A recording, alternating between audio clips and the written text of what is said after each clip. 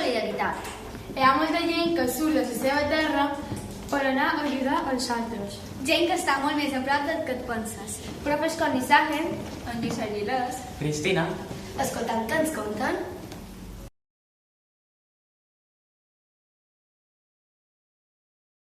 a quin país vas anar? República Dominicana, Santo Domingo concretament. Allà l'ONG on jo faig feina, que és Àrea Solidària, fan feina a República i a Bolívia. I jo me va tocar República Dominicana, ja per 2 anys. Quant de temps hi vas estar? Vaig estar, el primer pic en el 2014, 16 dies. I ara aquest darrer estiu, en el 2016, vaig estar 14 dies. Decidir fer voluntariat a l'estranger? No és que fos una decisió presa, me va venir així i així la vaig coll. Vaig tenir l'oportunitat i no m'ho vaig pensar. Quina va ser la teva tasca allà? La meva tasca bàsicament va ser donar suport a tota la banda acadèmica en aquests infants. Són nens amb recursos molt limitats, són nens que pràcticament no tenen res, no tenen la sort que teniu vosaltres, i pràcticament allà me vaig basar a reforçar tot el sistema educatiu. Tot, des de números, lletres, frases, geografia, va ser una mescla segons l'edat que tenia l'infant, i la meva ajuda se va, a part de rialles, escoltar-les, són nens amb molts de problemes, i sobretot jo anava allà com a nen.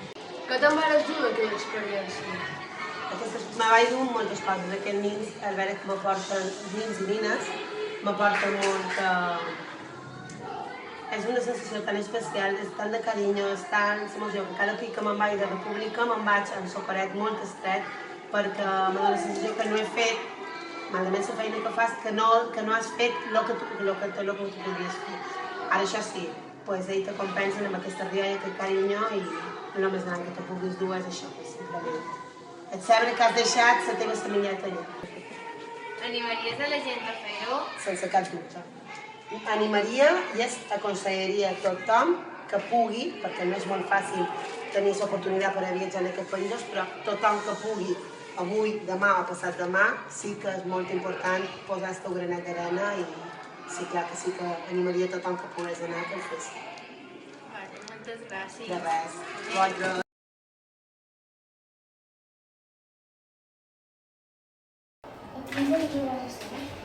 Fa 4 anys vaig estar a Guatemala, que va ser la meva primera experiència, i allà hi vaig estar un mes, i fa 2 anys vaig estar a Nepal. I a Nepal, fent voluntariat, hi vaig estar 15 dies, per tant he estat a 2 llocs distints. I esperem que no siguin els darrers. Teva tasca allà? A Guatemala, que hi vaig anar amb una amiga d'aquí, que és la Sara, i vam estar un mes, i allà el que vam fer van ser un poc 3 projectes distints. Per una banda, vam fer un projecte d'alfabetització a dones indígenes, maies, i les vam estar formant sobre el procés de lectoescriptura. Després també vam fer formació a professors d'allà, vam fer uns tallers d'educació emocional, perquè després ho puguin aplicar en els seus alumnes, perquè és un tema que està molt poc formats, no? I molt necessari. I després també vam fer tallers directes amb els nens adolescents d'un institut que tenien uns 14-15 anys. Vam fer aquests tallers d'educació emocional, que van ser unes 4 sessions, i les vam fer a 3 llocs distints de Guatemala. Això per una banda. I després a Nepal el que vam fer va ser anar a un orfenat de nens amb discapacitat. Allà els nens amb discapacitats són rebutjats i moltes vegades abandonats. Hi ha molt d'orfenat d'aquest tipus. Per tant, vam anar allà i el que vam fer va ser fer-los companyia. És a dir, una cosa tan simple i tan complexa al mateix temps. Això per una banda, i també vam fer col·laboració amb una escola de discapacitat, on van aquests nens, vam fer jocs, vam fer activitats amb ells i vam col·laborar un poc amb els mestres d'allà, d'aquesta escola. Què va ser d'aquella experiència? Sobretot, te diria, encara que pareixi un tòpic, el fet de valorar el que nosaltres tenim.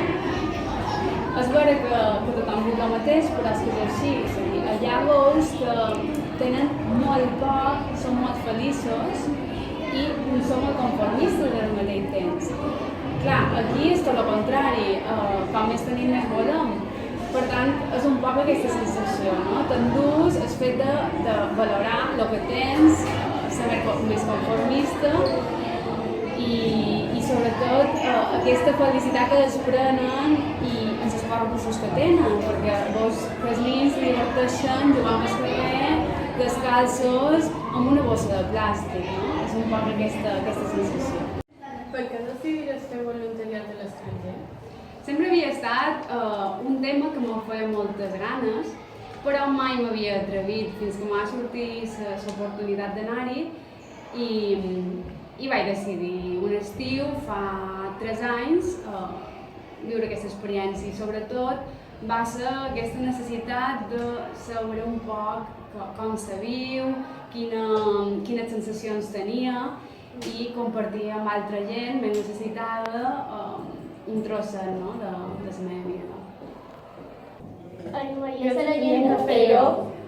És un poc el que he comentat abans, no? Només per simple fet de viure aquesta experiència, de conèixer un altre món, conèixer la forma de vida d'aquestes persones i els valors que desprenen, només per això ja val la pena.